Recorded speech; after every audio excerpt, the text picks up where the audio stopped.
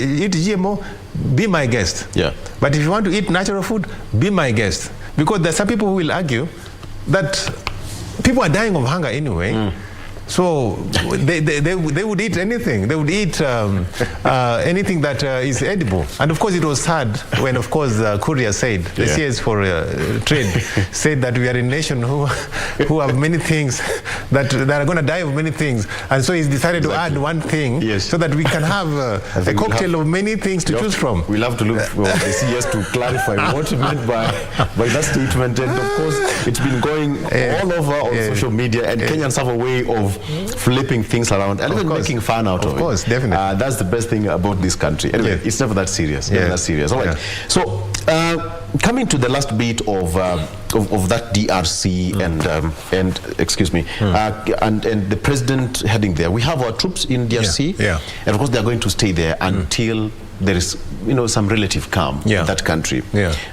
Give me a projection in terms of in the next couple of months to come, what we are likely to achieve as we even head to DRC to help them to bring some peace. I think I want to, and this I heard from some of the commanders. They said that I think they gave themselves 6 months, but to be realistic, I'm looking at probably a year or so. To be able to not just to disarm the rebels, but also to help them to talk to each other. One of the things most important thing that the KDF can do in DRC is to talk to get the rebels, talk to them, urge them to talk to the government, let them discuss. So if we are there as a peacekeeping force, to be able to keep the peace and also to facilitate, provide a framework for negotiation. I think you're giving yourself maybe between 6 to 1 year. So after 1 year, I'm looking at because if it exceeds 1 year, then it's a big problem. Because I don't want an open-ended presence in these regions. For example, if you ask me, I think we have overstayed in Somalia. We need to, Somalia needs to be encouraged to take care of their country. We don't need to be babysitting them forever. And even for DRC, we need to let them know we are here, and up to 1 year, we expect you to be responsible and to solve your problem within 1 year, because also we have our problems to take care of. We will not be sitting there to babysit them, forever. So I think the president is going to be in his discussion. I think that's one of the things he will be discussing with President Tshisekedi. But after that, of course, he's going to Korea. And of course, I think in terms of foreign policy, I'm one of the people who have advocated for... Hold that thought. Hold that thought. Because South Korea plays a pivotal role, even in trade. In terms of infrastructure, we depend so much from South Korea. And the president is going to be there for the next 3 days. 3 days, yes. Let's wait and see how things will pan out. Let's take a break. And when we come back, we're still having that discussion with the CEO of Global Peace Foundation, Daniel Juma Ogutu. Today we are talking about matters in national politics. How beautiful is that? We'll be right back with more after this break.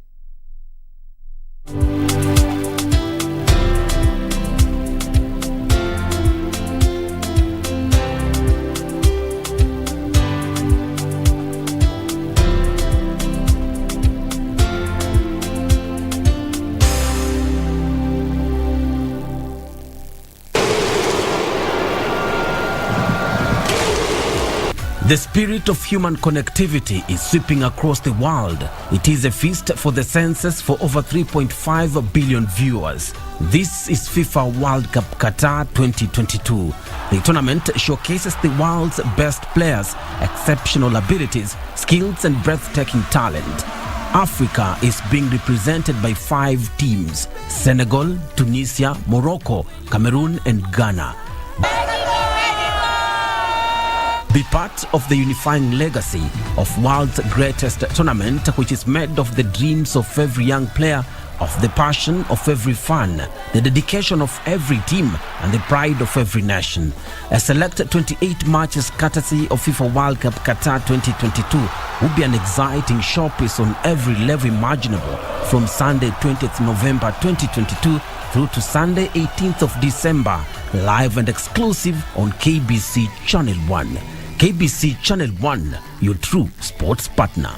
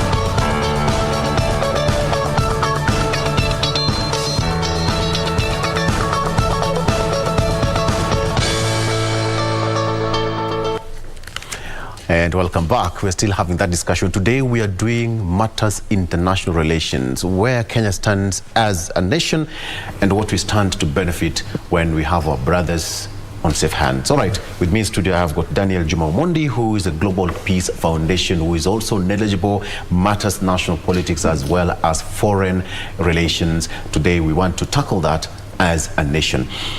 You studied in South Korea. Yes, I lived in Korea. I studied Korean. I did Korean, my degree in Korean studies and political science. Okay. How do you say welcome back to Good Morning Kenya in South Korea? Just say welcome back. On a later note. 안녕하세요. Yes. 안녕하세요 means, welcome. Right. Yes. And that must also explain why Kenya is extending the relationship between Kenya and South Korea. Are we trying to ditch China, who's been our strongest trade partners for so many years?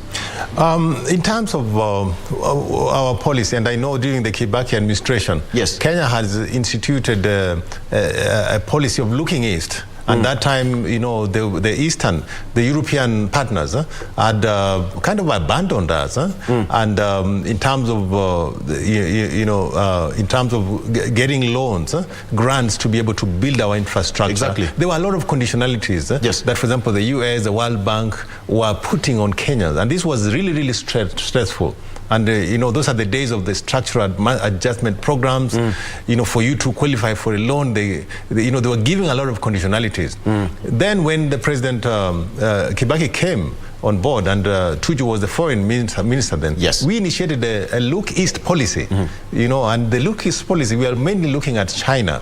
And this policy was the one that gave birth to the loans from China. The loans that came without strings attached, loans that came without so much conditionality. They were not questioning about your democracy, about your elections. And you see, China was able to build a lot of roads, infrastructure in this region. But at that point, I was one of the people who advocated that in terms of our look east policy, we need to look to Korea more than China.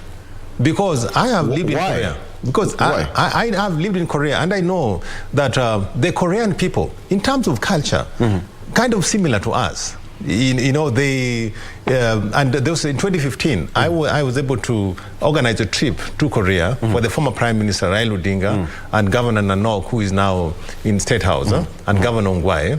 And we took them to the museum. It's called Semol Undong Museum.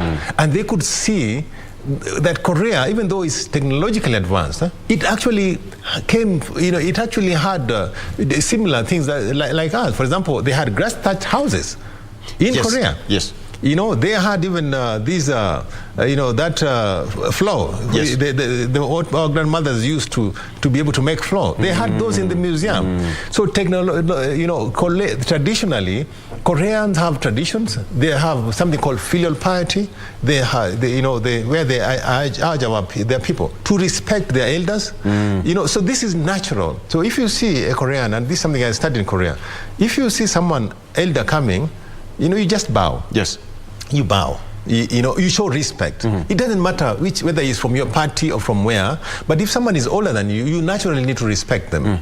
And this kind of discipline is what has made Korea grow. So, and then they had something called the New Village Movement. Yes. In Korean called Semaulundong. So New Village Movement was kind of a community-driven development, whereby if there's a problem in the village, the people come to donate labor, you know, to solve that problem, rather than wait for government to come and do it. So government can maybe come up with something to facilitate, but the people were able to come and be able to solve that. And you could see during the 1997, the Korea economic crisis, where they borrowed money from IMF, you know, to be able to solve their problems. But they were able to pay that money because the people of Korea were actually donating.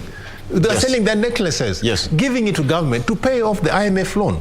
Today, Korea has paid off their loans, and Korea today is one of the countries, one of the world's 11th largest trading countries, and one of the countries that is now giving aid, ODA, to other countries. The Korean Export Bank, for example, you know, they gave money in June. They almost gave 683 million to the Kansas City, you know, and then the KAIST University that is being built here is one of the best technological universities.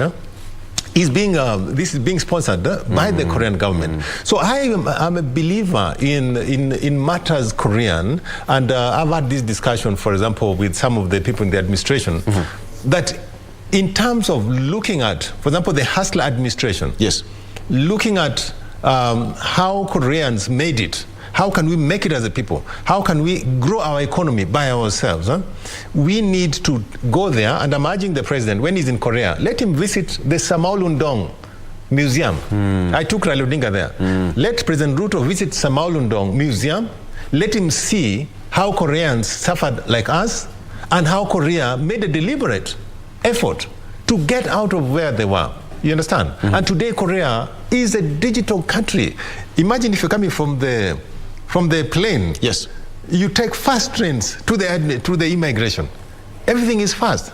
Actually, if you visit Korea, after maybe, if you go there maybe after 2 or 3 years, you will not know it. The roads keep changing, everything keeps changing. The lifts nowadays, you don't even press the lift. When you go the lifts, you know, it just, you know, the lift talks to you, you know. So I think it is a good thing that the president has made deliberate efforts to go to Korea. This state visit is going to strengthen bilateral relations between the new administration, the President the President Won Suk Yeol. He's never, but he doesn't have any elective experience. He was just a prosecutor, and he was elected. So he has, I think, by inviting President Ruto, I think he wants to strengthen relations. So I'm thinking, if we are able to make the friendship of Kenya and Korea strong, Korea will be able to invest more here. I know Korean investors want to come here. Samsung came, LG came, but there are more conglomerates, you know, who can be able to invest here as long as the president opened the way. And one of the things that I also want to encourage the president, and we now have a Department of Diaspora, discuss with the Korean government to allow Kenyans to be able to teach English in Korea. This is one of the ways Kenyans actually are able, because Kenyans speak very, very good English, and Koreans want to learn English. So South Africans have an agreement with Korea so for their people to teach English in Korea without problems. So if the president can be able to put that as one of the ask the Korean government, allow Kenyan people to be able to teach English. And also Korea imports a lot of labor. Absolutely. A lot of labor from other countries. Indonesia, people come from Philippines to work in Korea. Instead of our people going to Saudi Arabia and they are suffering there, Korean people respect human rights. It seems let our people go work in Korea because they'll be treated with dignity, with respect. rather than the other countries who have been mistreating You've really people. painted a picture of South Korea. For like a moment, I thought I was in Korea. Yeah. But here, we are, we are in Nairobi. It seems we have got so much to tap from that nation. And the 3-day visit, you have a trade policy, the president having the trade policy, the foreign relations policy. Yes. You have got, and so many things that the president will have to work with to South Korea. Perhaps if we have the two nations coming together, what will be the outcome ultimately in the long run? We will learn a lot. In terms of history, in Yes. terms of the sacrifices the Korean people made, Kenyans must make sacrifices. And I support the president when he's urging Kenyans to pay taxes. Do you understand? A nation that does not pay taxes, if we don't encourage our people to pay taxes, we cannot be able to develop our country. So the way Korean people were able to sell their jewelry to pay off their loans, this is our country. So if, for example, President Ruto wants to realize the 4 trillion tax that he wants to collect, we must encourage the people, hustlers, to volunteer to pay taxes whenever they have. That sounds so easier said than done. But it must be convincing. We must be convincing. Let's convince our people in a more creative You see, way. when you're doing it in a patriotic manner, Yes. If I'm really making money, I volunteer to pay. But there are those who are actually not making money, not working. So let's use the hustler fund to help them to be economic citizens, so that they are able to pay taxes. So in terms of policy, the KRA should be able to convince people to pay taxes, to love their country, rather than close factories who are not paying taxes. Because once you close them, you come up with stringent policies, then people are afraid to invest, to start businesses. They're not able to do that. There's one thing you mentioned about trade. Korea is an export-led economy. Korea did not have resources like gold, diamond, like what we have here. So what the Korean people used to do was industrialize and export. So they had very, very deliberate export-led strategy. Yes. You understand? Yes. At some point, they were even limiting imports. And if you go to Korea, the cars you find there mainly are Daewoo, Hyundai, Kia, because they had a deliberate, government policy, to discourage a lot of import. You will not find many Toyotas. It's the same as build Kenya, buy Kenya, yes. Exactly. And that's one of the reasons why we need to learn from them. And when I was working, I used to work for the government of Korea. I was working for the KOTRA. And I was in charge of the Korean, economic diplomacy in this region, where we brought in, of course, investors, Samsung, LG, they came when I was at KOTRA. And KOTRA is one of the bodies that has been established by the Korean government to be able to promote trade and investment. And I gave, when I did my thesis, I gave a proposition to our Minister of Foreign Affairs. Yes. And asked them, can we have a deliberate, basically copy what Korea is doing, a deliberate economic diplomacy, whereby when we send our ambassadors, we are sending them there, not just to play golf or just to have meetings or what. They are going to sell what is made in Kenya. You understand? So, and what Korea has done, Korea has mapped products that are made in Korea. And we have directories of what encompass what is made in Korea. But in Kenya today, we don't have a directory of what is made in Kenya. So, for example, what is made in Mombasa? What can Mombasa export? For example, now we have avocados. We need a listing of products made in Kenya which can be sold. So when you send our ambassador, you send our ambassador and the commercial attaché, you are telling him you are going there, your biggest whatever, and I had the deputy president spoke about this. Your biggest responsibility is to sell Kenyan coffee, sell Kenyan avocado, sell Kenyan steel, sell Kenyan labor, sell Kenyan tradition, Kenyan hotels. You understand? The ambassadors must know what they're selling. Yes. You can't send someone as an ambassador and anaenda huko, he doesn't know, he doesn't have a list of products made in Kenya. This is the only way we will be able to stop, to solve the import and export imbalance that we have. Yes. And this lesson, we can only learn it from Korea. Koreans are willing to have this kind of exchange. They're willing to have to train the Kenyan people. They are willing to share their experiences with us. Unlike other countries who will only want to sell to us, but not to be able to buy from us. So Korea is willing. Once the president is able to have this conversation, the president can also encourage Korea, because I know Korea is importing a lot of tea from Iran and even coffee from Brazil. Encourage Korea to import Kenyan coffee. That market is big. The Korean people love coffee. Yeah. If we can just have Kenyan coffee going to Korea, then this person we're talking about, the trillions that president wants to, we will get it from the sale of our coffee, from the sale of our tea. At some point, we used to export our tea to Iran, to Brazil, to some of these countries, and then they find their ways in Korea. And I must thank Ambassador Ngovi Kitao, who was the second ambassador, first ambassador to Korea. Yes. He really managed to help Kenyan tea, Kenyan coffee to have. Now we have even restaurants in Korea that are selling Kenyan coffee. But we need to do more. So this trip, the president and his people must ensure that they write down what they need, the outcome, what they need to ask. What they ask for, they will get it. Absolutely. But they must ask. If you go to this such kind of a meeting without knowing what you can get from them, then you lose it. Absolutely. Yeah. CEO Ambassador Ngovi Kitao has been in the show, and he watches this show in quite because a knowledgeable fella, good friend of mine, with a lot of knowledge matters South Korea and foreign policy in terms of Kenya and South Korea and what we stand to gain from there. CEO, I'm afraid that we have to come to a close. Thank you so much. It's been 1 hour of quick fire, and thank you so much for coming to the show. We are waiting to see how that visit is going to change the fortunes between Kenya and South Korea, and most importantly in terms of trade, because what you've said, Kenya and South Korea shares a lot of culture and traditions, which is quite important. And I think at the end of the day, the president will have to come back home with a basket full of goodies. Yes. Thank you so much for your time.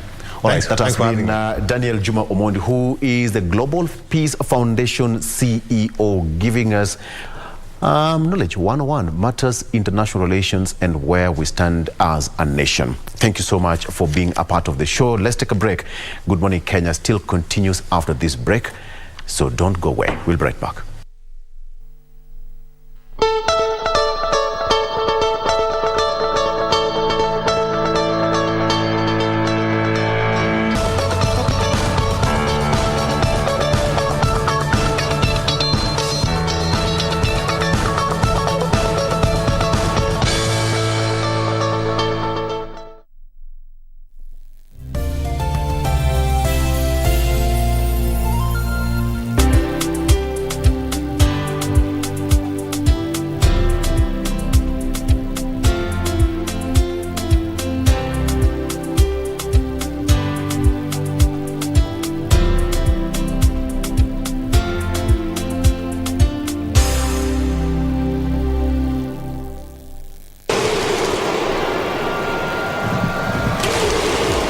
The spirit of human connectivity is sweeping across the world. It is a feast for the senses for over 3.5 billion viewers. This is FIFA World Cup Qatar 2022. The tournament showcases the world's best players, exceptional abilities, skills and breathtaking talent. Africa is being represented by 5 teams: Senegal, Tunisia, Morocco, Cameroon and Ghana. Be part of the unifying legacy of world's greatest tournament, which is made of the dreams of every young player, of the passion of every fan, the dedication of every team, and the pride of every nation. A select 28 matches courtesy of FIFA World Cup Qatar 2022 will be an exciting showpiece on every level imaginable, from Sunday 20th November 2022 through to Sunday 18th of December, live and exclusive on KBC Channel 1. KBC Channel 1, your true sports partner.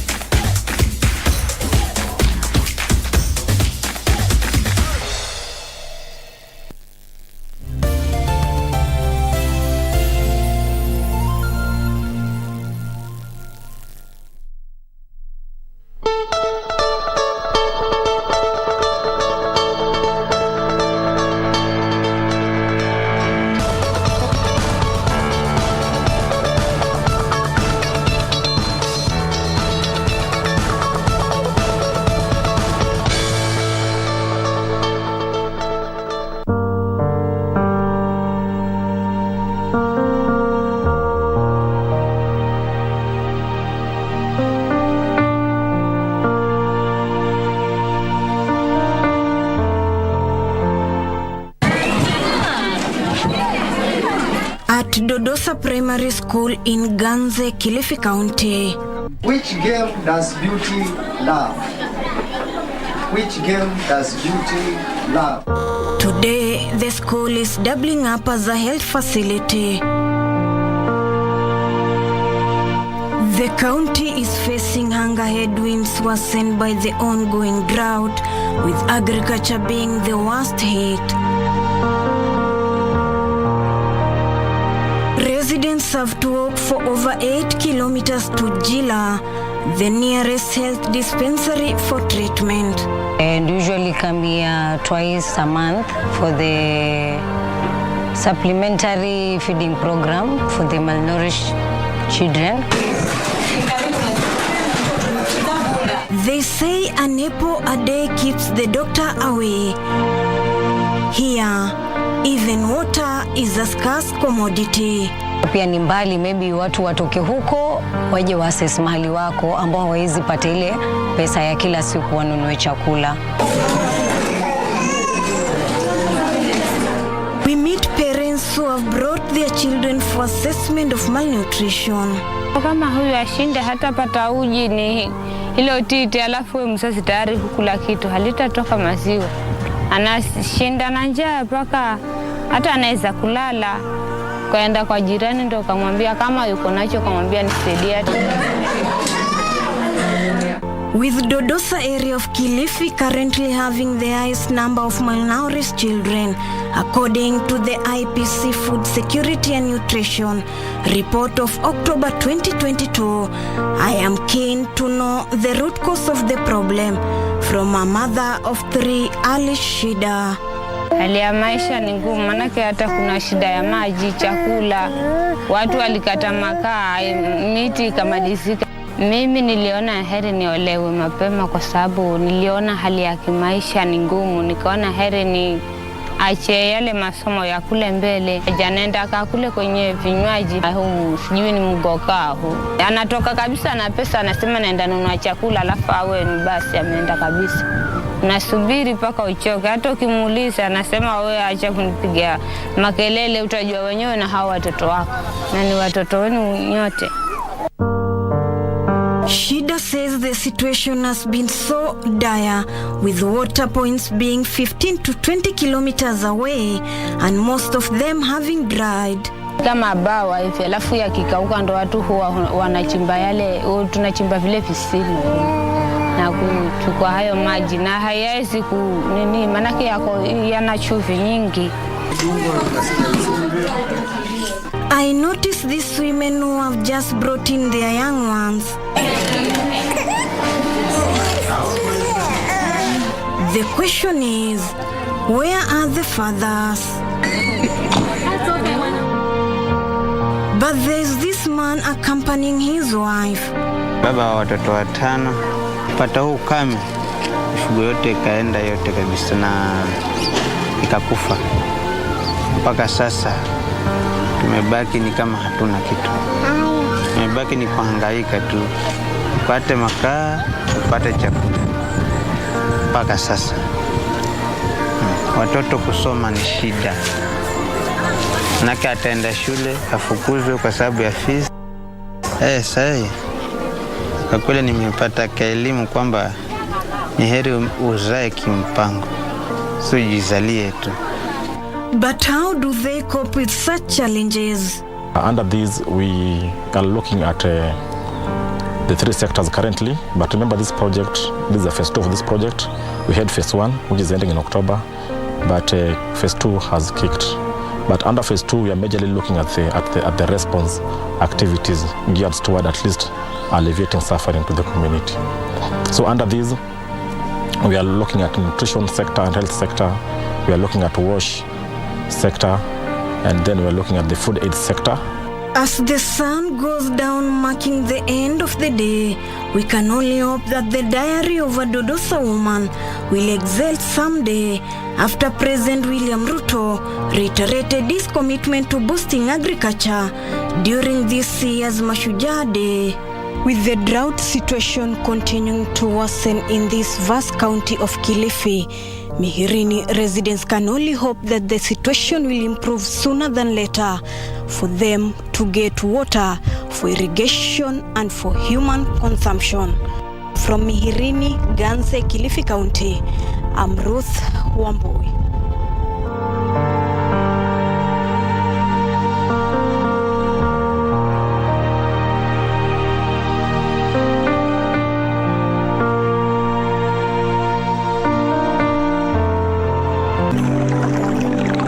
The challenge of greenhouse gases is becoming evident each passing day as global warming continues to drive climate change.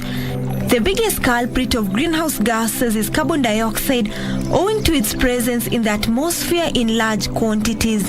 The New Horizon Present is a reward for efforts to reduce carbon dioxide in the atmosphere, hence mitigate climate change. In this venture, the Northern Kenyan Rangelands Carbon Project now boasts one of the world's largest soil carbon sequestration initiative, spanning across 44 conservancies in 4 arid and semi-arid lands counties. And so it all started around, it was built around grazing management and rangeland restoration and management. And so looking at the dry season grazing, the wet season grazing of the pastoralist communities, and really just looking at the livestock movement, patterns. The project strives to remove greenhouse gases through sustainable grazing management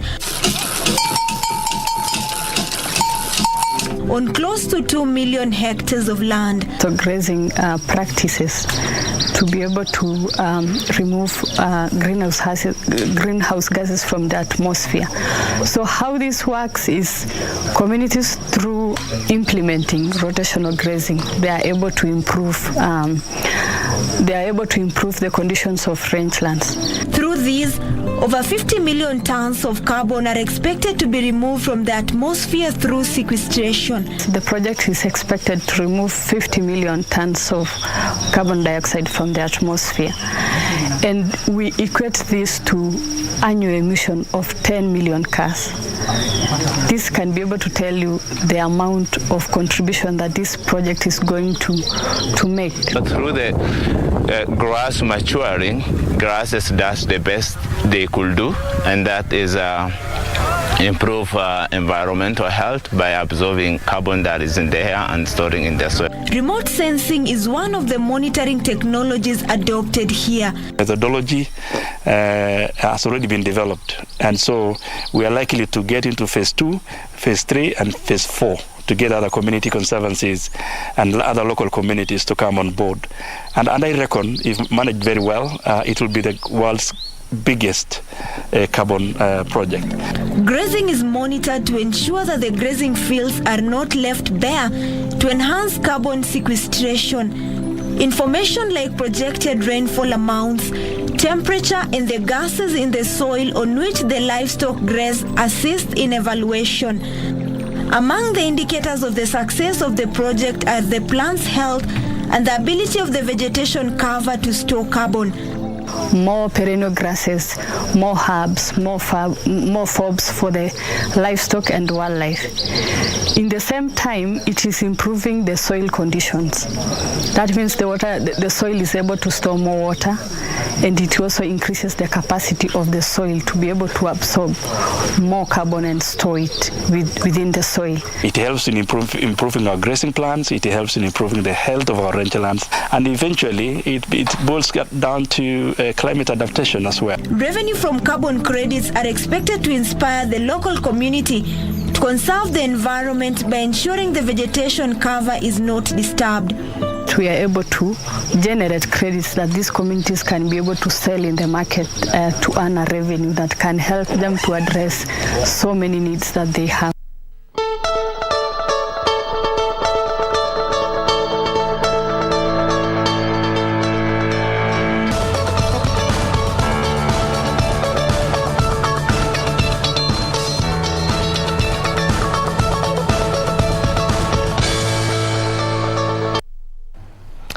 Welcome back, and perhaps I can just begin by letting you in on what has happened in Ruiru, Kiambu County, whereby the 5-story building to which residents had been asked to vacate yesterday has collapsed. Moreover, there are no casualties given the fact that these residents had been asked to evacuate yesterday, and this is because cracks had developed in that particular building, and this is why they had been asked to vacate. This is in Ruiru, Kiambu County.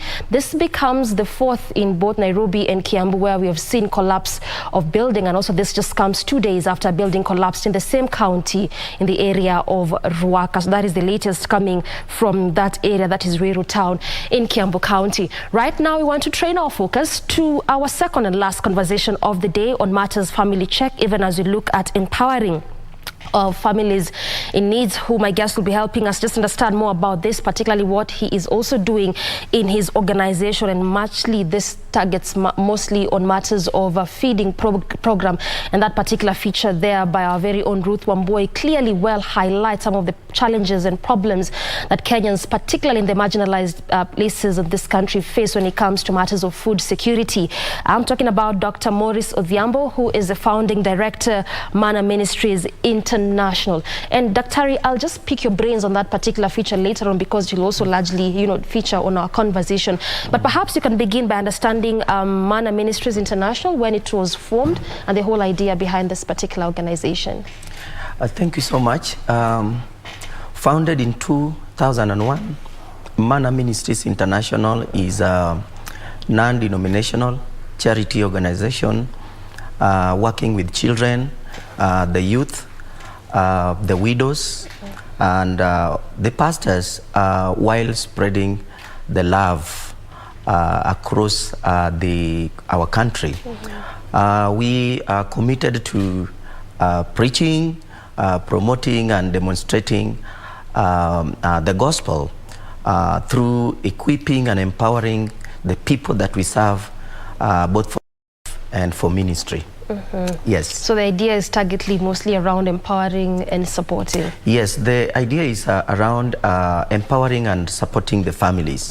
Yes. Empowering and supporting families. Yes. And this is not just any kind of families, but also we're looking at these families that have really greatly been affected, perhaps talking about orphans, widows, and street children.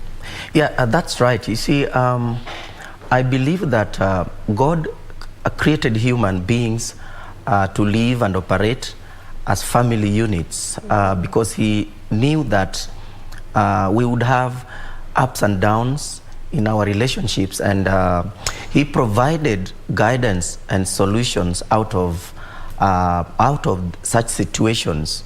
And families sometimes can be faced with tough situations, and one thing that I believe is no matter what each family is facing, God always wants to protect and bless every family. And I am glad that we can be a part of the solution that God has for families.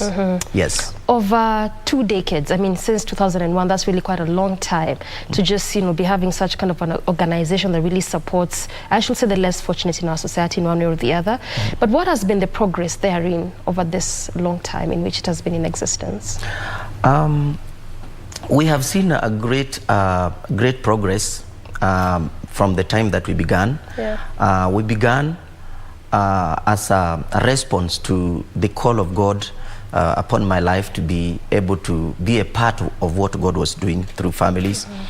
We started by feeding just a bunch of children in the slums, and everything that I have been able to do through this organization since the time that it was birthed, it has been founded on the love of God, just like in 1 John 4:19, the scripture says that we love because he loved us first. So everything we do is based on giving back, pouring out the love that we already received, because a man cannot give unless they receive.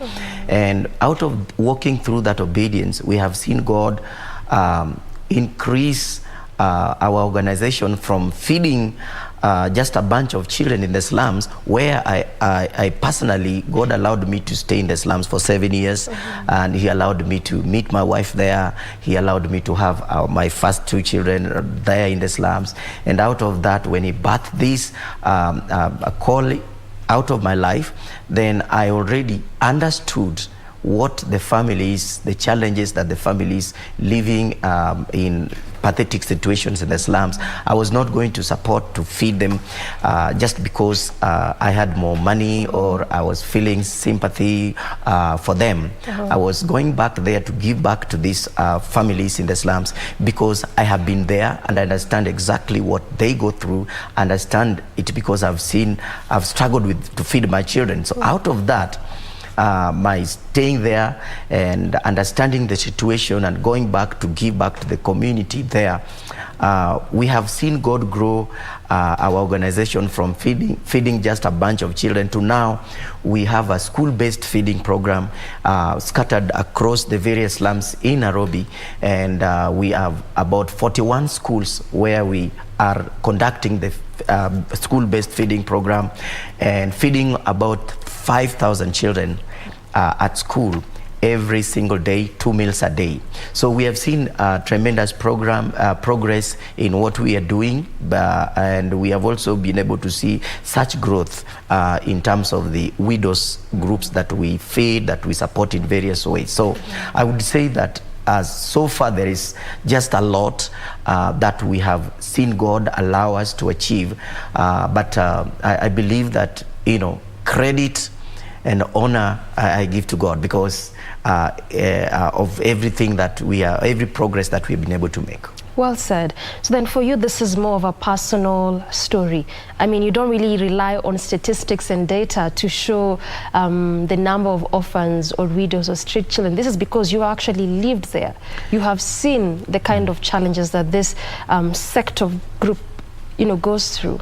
Yeah, most of the things that I am involved with, actually, I would say that God allowed me to personally experience the kind of situations that I am now coming in and helping with. I was able to stay like in such situation in the slums. I was able to watch my children cry for food, and as a parent I could not provide for them. I was able to, you know, as a young boy, I was able to not go to school, even though I really wanted to because of poverty. My parents could not, you know, take me to school. I really wanted if somebody would understand me and hold my hands and help me go through the school system, but I couldn't find one. And that is why now being able to run Man Academy in the village of Kisumu, that is offering education to vulnerable children, over 400 of them. That is the village where I was born and raised, and a village where I could not continue with my education to the level that I wanted. And out of that, God birthed the vision to be able to begin Man Academy, to provide support and education to the children that are just like me then, who had no one.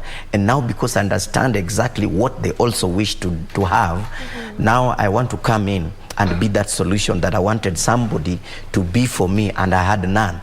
So out of the slums, the feeding program, I am able to relate with the people that are there, and that is why every time there is a crisis, like in 2019, 2020, when there was COVID, and there was a lot of families that were starving because they had lost their jobs. Some had been, you know, laid out of their work. Some businesses had been closed. So one of the main issues was families were starving because they had no means to put a meal on the table. And that is something that I could understand because I relate with it, and I could go back, and we were able to feed, like, provide meals to 15,000 family across the slums of Nairobi. That period. In that period, we were able to do that. We worked with churches and organizations and other well-wishers, and we were able to provide, as Mana Ministry, food bags, packages to 15,000 families to be able to help them get out of that situation. And of course, that is something that relates to the name of our ministry, Mana, which is a name that is derived from the book of Exodus 16 verse 35 that says the children of Israel, they ate manna until they settled in the land. They ate manna until they reached the border of Canaan. So it's like when there was crisis in the wilderness and the children of Israel, after being delivered from the Egypt, they were thirsty, they were hungry, they needed food, they needed help. They cried to God, and God provided manna, and this was for them to feed. It was a temporary food that was going to keep sustaining them until they were able to get to the land that the Bible says, the promised land that was going to be full of milk and honey. They were not going to need this again. So manna was able to get them to the border, to the place where now they can be able to settle. And what we are doing is almost going to that direction. We help children who cannot help themselves. We believe we want to be able to give them education, to feed them until they are able to take care of themselves. We want to empower the widow. We want to give them food. We want to teach them on how they can do their farms, how they can do their businesses. We mobilize them and put them into groups or self-help groups and help them to start table banking and stuff like that, and until they are able to take care of themselves. Okay. So just that it relates to that. It's kind of a personal story that inspires me to do what I'm doing. I can feel it. You have the passion in even how you are describing, basically what you're doing. So then this is not just about a feeding program. It actually spans. You've talked about training of the widows. I mean, you've also talked about education.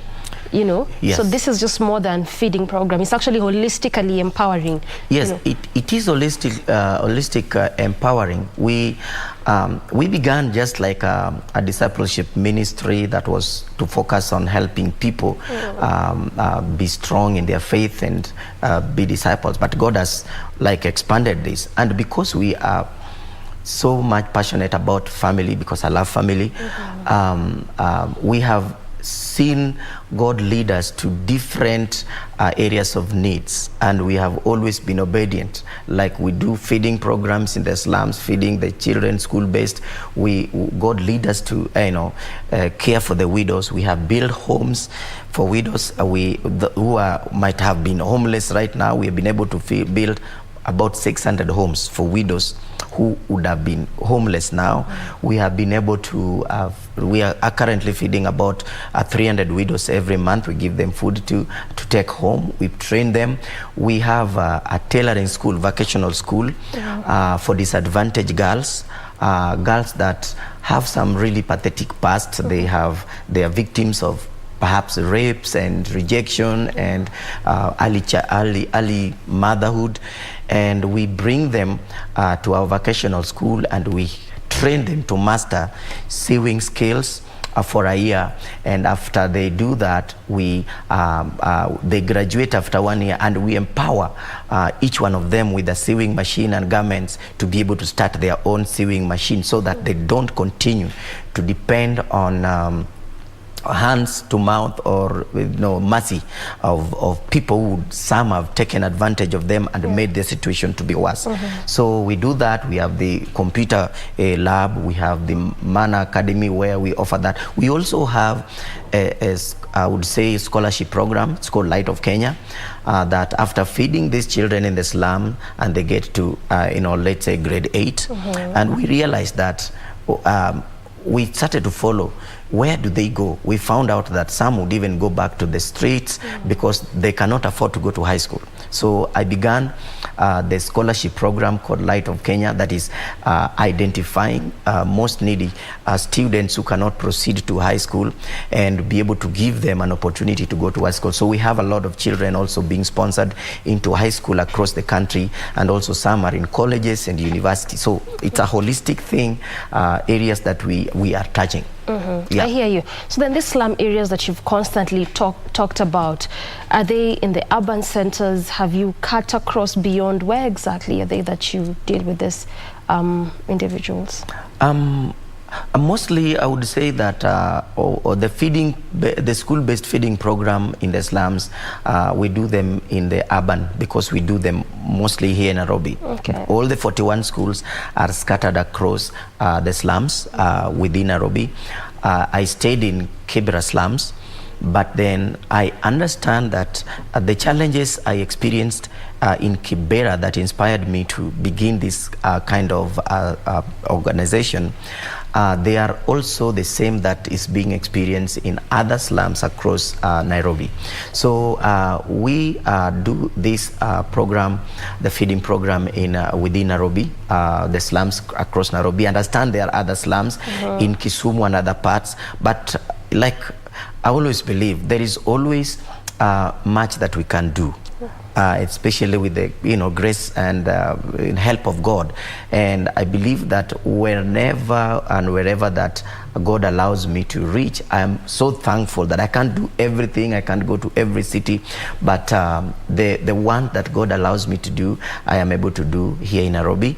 Apart from the school that I began in the village where I was born and raised in Kisumu, Man Academy, I also started as a result of answering to the needs of the children that I know in my community are like me then when I was growing up, and I wanted to be the solution. I wanted to be the answer that I really needed to have at the time I was growing up, and nobody wanted to answer that call. And I said, God said to me that, you know what, I allowed you to go through that. I allowed you to go through the without education to the level that you wanted to go, actually to primary is where I got to. And he said, I allowed you to do that so that when you begin a school to assist the children that are like you, then you will not just do it because you were somebody who went to the city, got lucky and had a lot of money, you want to go back and give. I wanted you to do something that you relate to, something that you understand. So if anybody in need comes to you, you won't see them as a bother. You would see yourself through them. You will see your situation through them. You will see your children in those same children. So apart from that, I do a few feeding program in Kisumu. Of course, we do some in other countries like in Arusha, Tanzania. I just came from Arusha a couple of days ago. We have like the same program happening there in the remote villages. We have some programs in Uganda, but in Kenya we do that in Nairobi and partly in Kisumu. So clearly you've expounded your bounds. You've just talked about Uganda, Arusha, but then in Kenya you do it in Nairobi. So then are there plans to even move to other counties? Because then one would think, we haven't even exhausted. In Kenya. Yeah, so then, and we equally have the same challenges beyond Nairobi as a county. Yeah. So then are there plans to do that in different other counties as much as you've expanded in different countries? Yeah, there are plans to be able to move to other counties. And in fact, we have been able to, besides having an ongoing feeding program in the slums of Nairobi, and doing something in Kisumu, which is permanent, we have been able to reach out to so many counties. We've been able to go to Central Province. We fed widows there. It is not an ongoing thing, but once in a while we have gone there, meet with the widows and handed over food to them. We have been able to go to Homa Bay County. We have been able to go to Kitui County. We have been able to go to Mombasa. And besides that, I work with the World Fund Funds. I'm in charge for them here in Africa, and so through that we have a lot of orphanage homes scattered across Kenya that we feed, and we began that feeding program. It's a orphanage home feeding, emergency feeding program that we began during that COVID time, because we realized that most orphanage homes, they depended on well-wishers going, visiting the orphanage home with a shopping and giving it to them. But during COVID, people were not allowed to visit the orphanage home. So these guys, there were people who could not send their money unless they go. So a lot of orphanage homes were suffering for lack of food. So we started a kitty that was going to respond to their cry. So through that, we established that kitty that is ongoing right now.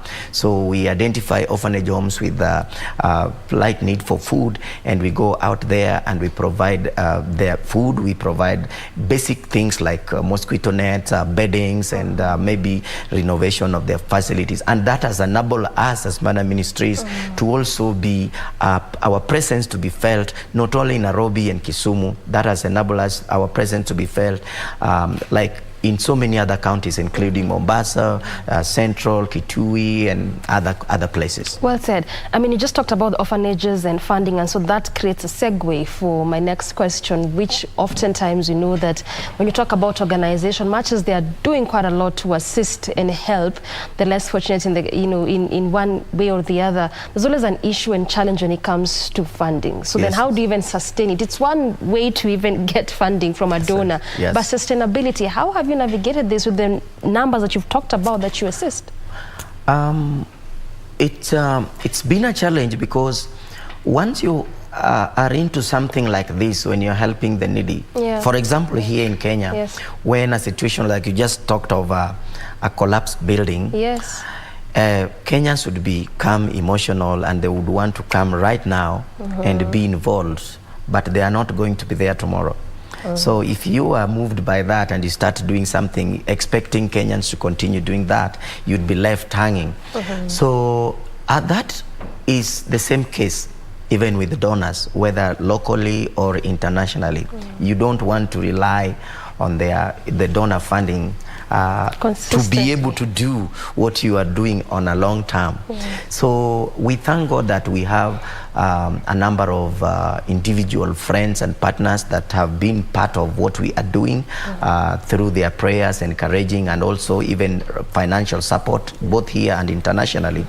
But because of the sustainability, we have been able to think of how we can be able to invest in a few things that would help us to continue offering our services to our people. So we have a couple of things that we have invested in to be able to also help generate local income to be able to support what we're doing. So I have a few things that I'm doing to be able to also help generate some help to be able to do what we are doing apart from the donor fund. The other thing is, for example, feeding the widows.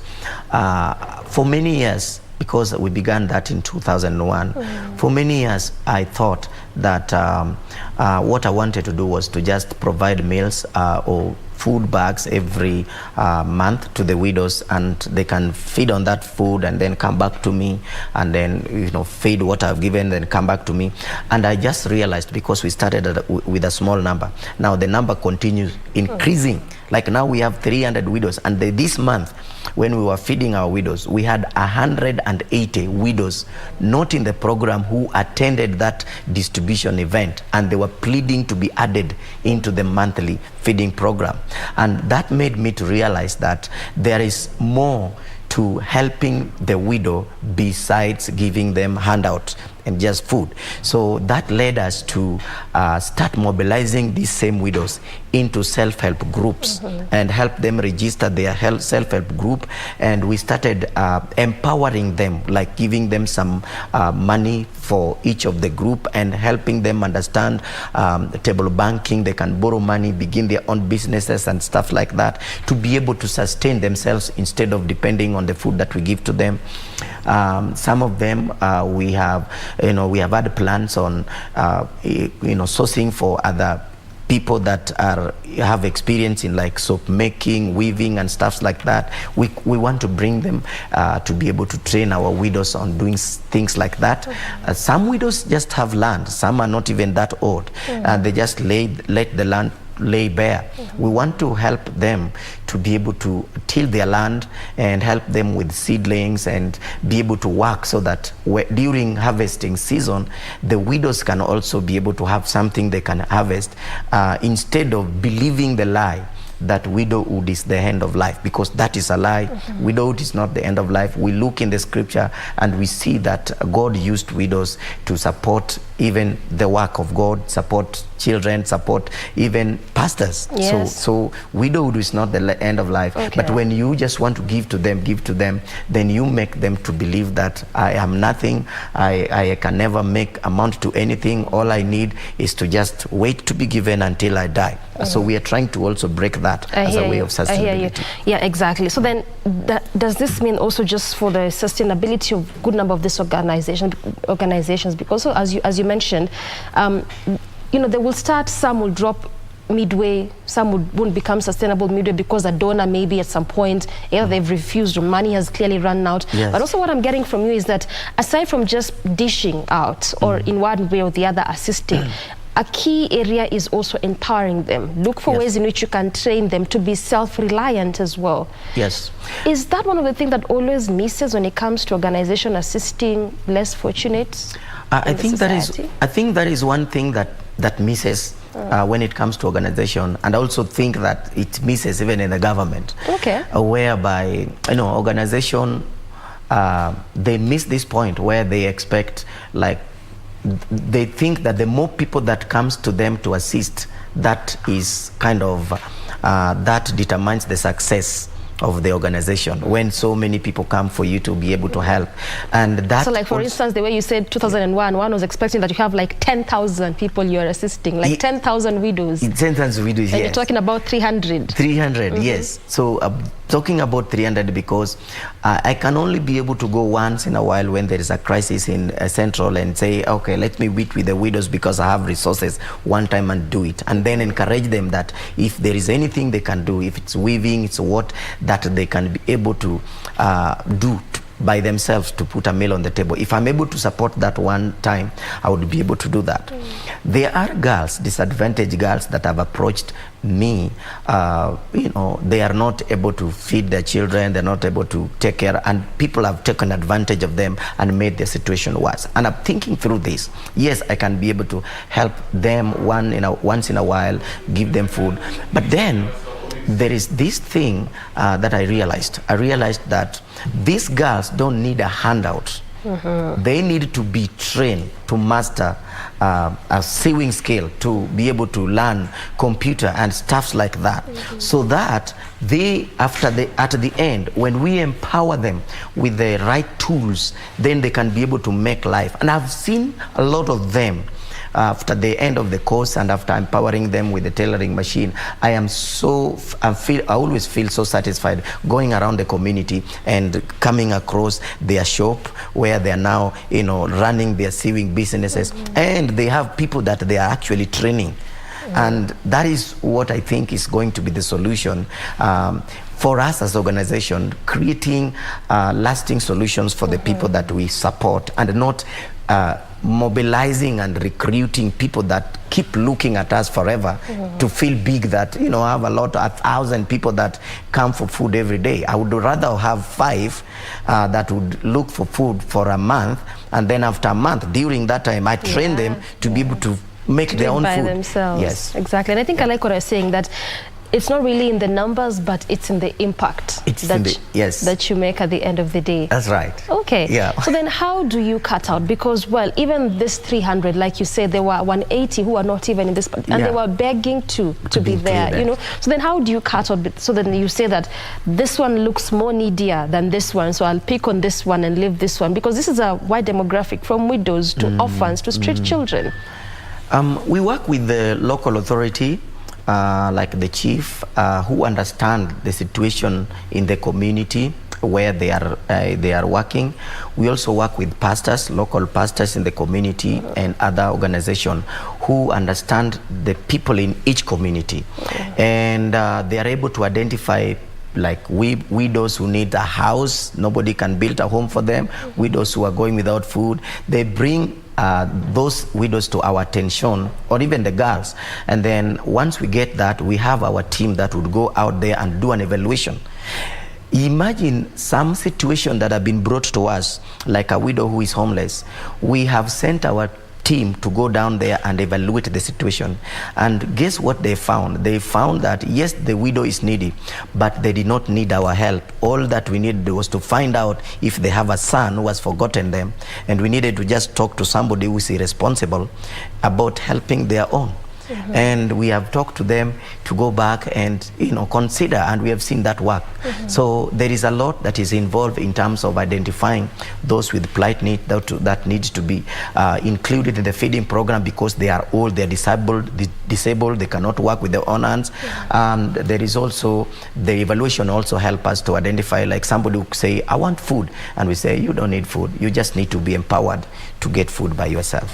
Yeah. So you actually do due diligence before you even incorporate? Yeah, we have to find, because everybody would need food, everybody would need more, something more. Yes. And corruption is everywhere. Somebody would want to bring somebody who is their mother or their grandmother to the feeding program when they are capable of feeding their grandmother. So we want to do, besides what we receive, we want to do some background check to see if indeed this particular person is indeed qualifies to get the kind of support or training or whatever that we have versus the other one. That way we are sure that the ones that we have should be there ahead of the rest. I hear you. Yes. So then now, since you're talking about feeding and feeding programs, so then it's a good point for me to also pick your brains on the GMO debate that has again come up. Should I say like GMO debate 2? Something of the sort, following that statement that was made by the CS Trade over the weekend. I mean, it's really quite a lot to talk about matters of food security, and just going by what you're doing in your organization clearly shows that matters of food security is really quite a pertinent issue amongst a good number of Kenyans. What would you say in respect to this? What do you think about the ongoing debate? My comment on the ongoing debate is I think maybe the CS was, he never meant, it wrong, but when I saw the comment like, Kenya is a country that is, we are candidates of death, which is not, of course everybody will die, but then we don't want to die for food. We don't want to eat poison to die. So I would say that there are experts who would want to see if that the GMO, products, they are audible, they are good for the family, but anything that would poison the family, that would not be good. But then as for us as an organization, in relations to what is going on, what is the solution for food security, I believe again that it is just an empowering our people. For example, I just came from Arusha, and on my way through Kajiado, I was able to witness livestock that are dead by the roadside because of ongoing drought. I was able to see people that need to be attended to. And one of the things that we are doing that as an organization, we believe that there is a challenge with the rainy season. So people are not able to harvest enough from what they do. So we are drilling wells. And just November, we were able to launch 2 wells. One we drilled in as a ministry. Yes. We were able to launch one well that we drilled in Oma Bay, Oyugis. We installed solar panels so that the water can be pushed further. We were able to drill another one in Bungoma. We have another one in Kisumu. And in Arusha, we just launched a well that we had drilled there in a very place that is there is a lot of drought. And one of the things we are doing is we want to, like in Arusha, we want to install the solar panel so that the water can be piped into marginalized community where there is drought. And we are encouraging the community to take advantage of that free, clean water to not only drink, but also to start some small-scale farm that they are able to get some food that they want to eat. And I believe that is just a small part of our contribution into finding a solution for the ongoing drought and starvation in the country. Yes. Wow, you're really quite doing a lot in the organization. So then you talked about it just being a small solution, but also It is a matter that the president spoke into. I mean, just is it weeks after he took oath of office, there was the launching of the Thiba Dam in Kirinyaga, and as that also Thwake Dam in Makueni is about 80%, in terms of completion, which is also what I'm seeing you doing in terms of wells and as the dams they are in. So then one would ask, is this one of those things that we should be thinking moving forward? Much as you want to say it's it's a small, but it really does go a long way. So then should we be thinking of this to at least deal with this issue of food security in the country? Yeah, I think that is going to be the long-term solution when we start to think ahead of time, because there is a challenge. People no longer understand how the climate is going to be like. So I think it's going to be the long-term solution where we need to go into this area that are affected with the drought, and if we can drill wells and install solar and be able to pump this water into the community, help them with irrigation. If we go to places like Kisumu where they are close to the lake, I think the county government need to think about how they can make use of that water. The people around Kisumu and the people that are alongside the lake, they are not even supposed to be depending on the rainwater because they have already enough. They should be able to want to invest into the irrigation system and pump that water out, and then help the community to have a way of growing their crops, and they will be having a lot of food. They can be able to feed even their neighboring counties. So this is the long-term solution, investing in the dams, investing in the irrigation system. And I thank God because when our president took over, one of the things that they started to give an upper hand was fertilizers. Those are some of the things that are going to empower our farmers, encourage people to be able to harvest more than what they have been able to get. And in the long run, maybe Kenya will have sufficient food that can be able to help our country, even with the reduction of the cost of basic commodities. Maybe when we invest in this, in the long run, that is what is going to be able to help us. Well said. And I mean, and he even talked about construction of 100 more dams. So clearly, these are some of those projects that really Kenyans are just waiting to see how they unfold in the long run. But also, as we begin to wind down, Dr. Maurice, you talked about the widows, largely, the orphans. But I also want to understand just about the street children and also how you do follow up on them when it comes to some of those areas in which you assist them. The street children program that we've been able to have is, I would say, we have not, we don't have an orphanage home that is of our own to bring them in. We partner with orphanage homes, like that would be like directly what we do. Like we just built an orphanage home through our partner for some ministry in Kayole. So what we do with our street children, we identify those who are still willing to learn. For example, we have one in our program that we actually picked from, it's called John Moniki. We picked from the dump site. He was living there. We brought him to school, primary school, secondary school, and now he's in the university at Rongo University. And that is a pure street boy that he doesn't even know who their parents are. He doesn't even know if he's really what tribe, but it is an indication that there can be transformation even with the street children if somebody is really willing to listen to them and think beyond dropping and giving them handout on the street to feed on, or money. There are people, there is things we can do to just transform life of the street children. So that is a part of what we have been able to do with some of the street kids. Well said.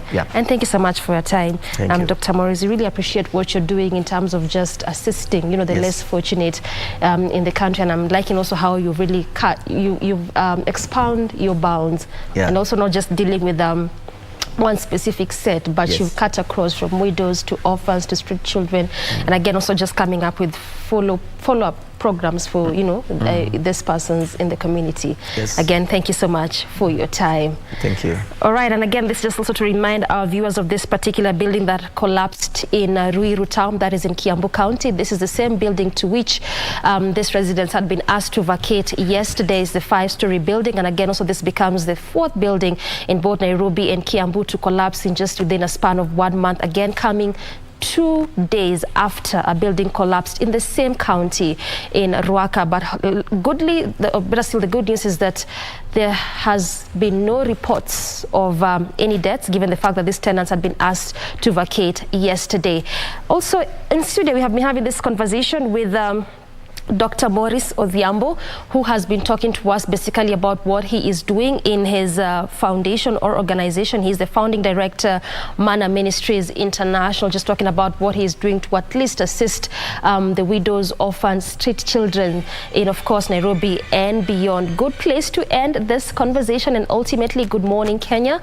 I'm Doreen Arange Okelo on behalf of the entire team. Asante sana. Till tomorrow, good morning.